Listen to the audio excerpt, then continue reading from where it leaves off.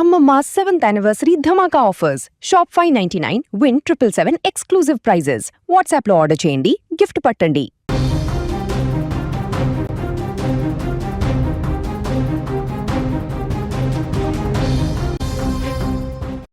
ఇంకా తమిళనాడులో విజయ్ సీఎంగా ప్రమాణ స్వీకారం చేయడానికి ఆ సస్పెన్స్ అయితే కొనసాగుతుంది.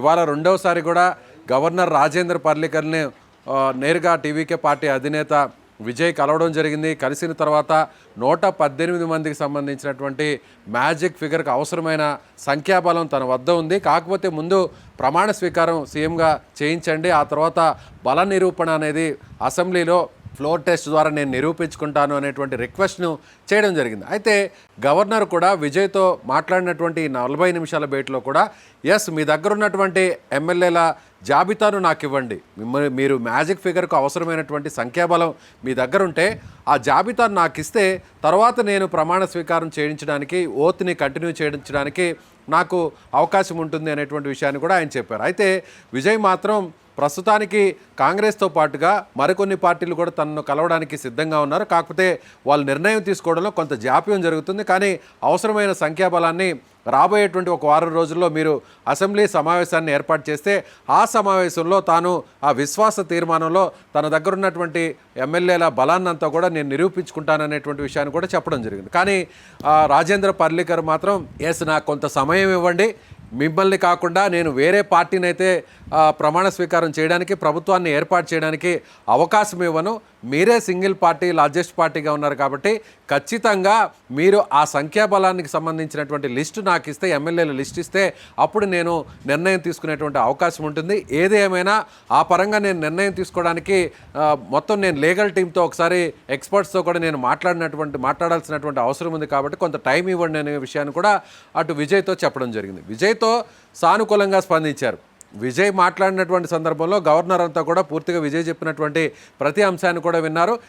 ఓకే, ఎంతవరకు అవకాశం ఉంటుంది, ఎంతవరకు పాసిబిలిటీ ఉంటుందో అంతవరకు నేను ఓత్ని చేయించడానికి సిద్ధంగా ఉంటాను, అవసరమైన సందర్భంలో మీరు చెబుతాను, సమాచారాన్ని ఇస్తాను, అప్పుడు మీరు ప్రమాణ స్వీకారానికి ఏర్పాట్లు కూడా చేసుకోవచ్చు అనేటువంటి విషయం చెప్పడంతో విజయ్ టీము బయటకు వచ్చిన తర్వాత కూడా గవర్నర్ చాలా సానుకూలంగా స్పందించారు.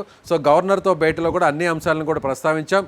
గతంలో కూడా ఇదే విధంగా అప్పుడు న్యాయస్థానాన్ని ఆశ్రయించిన తర్వాత న్యాయస్థానం డైరెక్షన్ మేరకు గవర్నర్ కొన్ని నిర్ణయాలు కూడా తీసుకున్నారు. మహారాష్ట్ర, కర్ణాటక అనేటువంటి అంశాల్లో కూడా ఆ విషయాన్ని కూడా ప్రస్తావించాం. కాబట్టి వీటన్నిటిని కూడా ఆయన మొత్తం అవలోకన చేసుకున్న తర్వాత ఒక మంచి నిర్ణయం తీసుకుంటారు. అది కూడా మాకు పాజిటివ్గా ఉంటుంది. బహుశా ఇవాళ సాయంత్రమే ప్రమాణ స్వీకారం కూడా ఉంటుంది. గవర్నర్ నుంచి ఒక పాజిటివ్ స్టేట్మెంట్ కూడా వస్తుంది, ఒక అనౌన్స్మెంట్ కూడా వస్తుంది అనేటువంటి విషయాన్ని, ఆశాభావాన్ని వ్యక్తం చేసింది టీవీకే పార్టీ విజయ్ టీం. కానీ అనూహ్యంగా ఆయన మళ్ళీ లీగల్ టీంతో, లీగల్ ఎక్స్పర్ట్స్తో మాట్లాడిన తర్వాత పాత పాట ఏదైతే పాడారో మళ్ళీ ఇప్పుడు ఇవాళ కూడా అదే పాట పాడారు. గవర్నర్ కోర్టులో ఇప్పుడు బంత్ ఉంది. గవర్నర్ మళ్ళీ నిన్న ఏం చెప్పారో ఇవాళ కూడా అదే చెప్పారు. గవర్నర్ ఇచ్చినటువంటి ఆ ప్రకటన, గవర్నర్ లోక్ భవన్ నుంచి వచ్చినటువంటి అనౌన్స్మెంట్ను కూడా చూస్తే 118 మందికి సంబంధించినటువంటి ఎవరైతే 118 మంది సపోర్ట్ చేస్తున్నారో ఆ ఎమ్మెల్యేల పేర్లు ఇవ్వండి, వాళ్ళ లిస్ట్ ఇవ్వండి, అవన్నీ చూసుకున్నాకే మీకు నేను ప్రమాణ స్వీకారానికి అనుమతిస్తాను అనేటువంటి విషయాన్ని మళ్ళీ ఆయన తెగేసి చెప్పారు. మళ్ళీ తిరిగి మొదటికి వచ్చింది వ్యవహారం. ఇప్పుడు విజయ్ రెండవసారి భేటీలో గవర్నర్ని కలిసిన తర్వాత కూడా గవర్నర్ నుంచి సానుకూలంగా స్పందన రాకపోవడంతో ఇవాళ కూడా ప్రమాణ స్వీకారం జరిగే అవకాశం లేదు. నిన్న ప్రమాణ స్వీకారం చేయాలనుకున్నారు, అన్ని రకాల ఏర్పాట్లు పూర్తి చేశారు. కాంగ్రెస్ పార్టీ మద్దతు తెలిపింది, వాళ్ళ జాబితాను కూడా గవర్నర్కి ఇచ్చారు. కాంగ్రెస్ పార్టీ అధినేత రాహుల్ గాంధీని కూడా ముఖ్య అతిథిగా ఈ కార్యక్రమానికి ఇన్వైట్ చేశారు. అలాగే వివిధ రాష్ట్రాలకు సంబంధించినటువంటి నేతలకు కూడా ఆహ్వానాన్ని పంపారు. అలాగే పార్టీకి సంబంధించినటువంటి ఎమ్మెల్యేలు అందరూ కూడా హాజరు కాబోతున్నారు. దాదాపుగా ఒక 2-3 వేల మందితో నిన్న ప్రమాణ స్వీకారం చేయడానికి అన్ని రకాల ఏర్పాట్లు చేశారు. ఇవాళ ప్రమాణ స్వీకారం చేయాల్సినటువంటి పరిస్థితి ఉండేది. కానీ నిన్న సాయంత్రం ఇచ్చినటువంటి గవర్నర్ స్టేట్మెంట్తో ఇవాళ ఉదయం జరగాల్సినటువంటి ప్రమాణ స్వీకారం కార్యక్రమం రద్దయింది. కొద్దిసేపటి కిందట గవర్నర్తో భేటీ అయిన తర్వాత ఆయన సానుకూలంగా స్పందించారనేటువంటి విషయం బయటకు రావడంతో ఇవాళ సాయంత్రం మళ్ళీ విజయ్ సీఎంగా చేయబోతున్నారు అనేటువంటి ఒక మెసేజ్ బయటకు వచ్చింది. ఇవాళ సాయంత్రం కూడా విజయ్ ప్రమాణ స్వీకారం చేయట్లేదు అనేటువంటి విషయం మళ్ళీ ఇప్పుడు గవర్నర్ ప్రకటన ద్వారా తేటతెల్లమైంది. విజయ్ సీఎంగా ప్రమాణ స్వీకారం చేయడానికి, విజయ్ సీఎం సీట్లో కూర్చోవడానికి, విజయ్ ముఖ్యమంత్రి పీఠాన్ని అధిరోహించడానికి టీవీకే పార్టీ ప్రభుత్వాన్ని ఏర్పాటు చేయడానికి సస్పెన్స్ మీద సస్పెన్స్ కొనసాగుతుంది. ఒక పెద్ద హైడ్రామా అక్కడ కంటిన్యూగానే ఉంది. సినిమాల్లో రక్తి కట్టించేటువంటి ఎపిసోడ్స్ మనం ఎలా చూస్తామో, సీన్స్ ఎలా చూస్తామో అంతకు మించినటువంటి సస్పెన్స్ హైడ్రామా ఇప్పుడు విజయ్ సీఎం అయ్యేటువంటి వ్యవహారంలో కొనసాగుతుంది. సో గవర్నర్ తీసుకున్నటువంటి ఈ నిర్ణయం మీద ఇప్పుడు విజయ్ అండ్ టీము, విజయ్ ముఖ్యంగా లీగల్ ఎక్స్పర్ట్స్తో మాట్లాడుతున్నారు. సో ఆయన ఇప్పుడు సుప్రీంకోర్టును ఆశ్రయించేటువంటి అవకాశం కనిపిస్తుంది. మరొక వైపు రేపు సిపిఐ పార్టీకి సంబంధించి కానీ, సిపిఎం పార్టీకి సంబంధించి కానీ, వీసీకే పార్టీకి సంబంధించినటువంటి ఆయా టీమ్స్ అన్నీ కూడా, ఆయా పార్టీకి సంబంధించినటువంటి వర్కింగ్ కమిటీ, ఆ పార్టీ అధిష్టానం కూడా రేపు సమావేశం అవుతుంది తమిళనాడులో. సమావేశమై విజయ్ పార్టీ నుంచి తమకు ఒక ఆహ్వానం అందింది, మద్దతు ఇవ్వాలి అనేటువంటి ఆహ్వానం అందింది. కాబట్టి దాని మీద మేము తుది నిర్ణయం తీసుకోబోతున్నాం. రేపు రాష్ట్ర పార్టీకి సంబంధించినటువంటి కమిటీ సమావేశం అవుతాయి తమిళనాడులో. సో తద్వారా సిపిఐ, సిపిఎం విజయ్కి మద్దతు ఇచ్చేటువంటి అంశం మీద కూడా క్లారిటీ రాబోతుంది. కాంగ్రెస్ పార్టీకి సంబంధించిన 5 మంది ఎమ్మెల్యేలు విజయ్కి సపోర్ట్ చేస్తున్నారు. సో విజయ్ దగ్గర ఉన్నటువంటి ఇప్పుడు సంఖ్యాబలం 108లో ఒక సీటుకు రాజీనామా చేశారు కాబట్టి 107 అయింది. కాబట్టి 107 + 5 కలుపుకుంటే 112. 112 అంటే ఇప్పుడు మ్యాజిక్ ఫగర్కి అవసరమైనటువంటి సంఖ్య 117. సో ఇప్పుడు సిపిఐ, సిపిఎం దగ్గర 2 వేసుకుంటే 4 సీట్లు, 5 + 4 9. విజయ్ దగ్గర 107, 107 + 9 116. అలాగే వీసీకే పార్టీ దగ్గర కూడా 2. ఇవన్నీ వస్తే విజయ్కి అవసరమైనటువంటి 118 అనేది రేపు సిపిఐ, సిపిఎం, వీసీకే పార్టీల జరపబోతున్నటువంటి మీటింగ్లో ఒక స్పష్టత రాబోతుంది.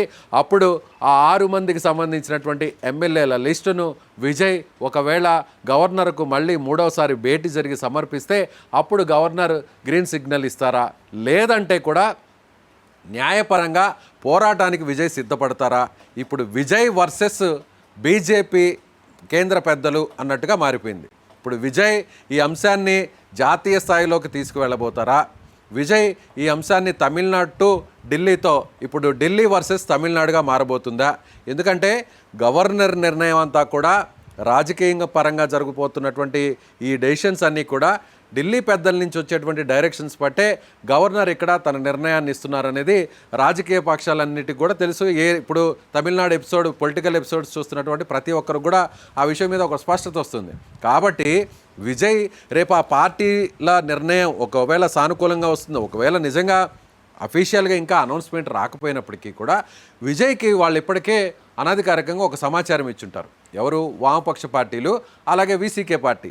ఎస్, విజయ్ మీకు సపోర్ట్ ఇవ్వబోతా ఉన్నాం, లేదంటే అఫీషియల్గా రేపు మా పార్టీ నుంచి ఆ స్టేట్మెంట్ రావాలి కాబట్టి మరికొంత సమయం మీరు ఆగండి, ఒక రోజు ఆగండి అని అంటే అప్పుడు విజయ్ వాళ్ళ పార్టీ నుంచి అనుకూలంగా వస్తుంది అనేటువంటి ఉద్దేశంతో ఆగేటువంటి అవకాశం ఉంది. అలా కాకుండా విజయ్కు ముందస్తు సమాచారం ఇవ్వకుండా ఒకవేళ విజయ్కు వ్యతిరేకంగా రేపు సిపిఐ, సిపిఎం పార్టీ, వీసీకే పార్టీలు వ్యతిరేకంగా నిర్ణయం తీసుకుంటున్నాయనేటువంటి సమాచారం ముందుగా బయటకు వస్తే మాత్రం విజయ్ ఖచ్చితంగా సుప్రీంకోర్టును ఆశ్రయిస్తారు.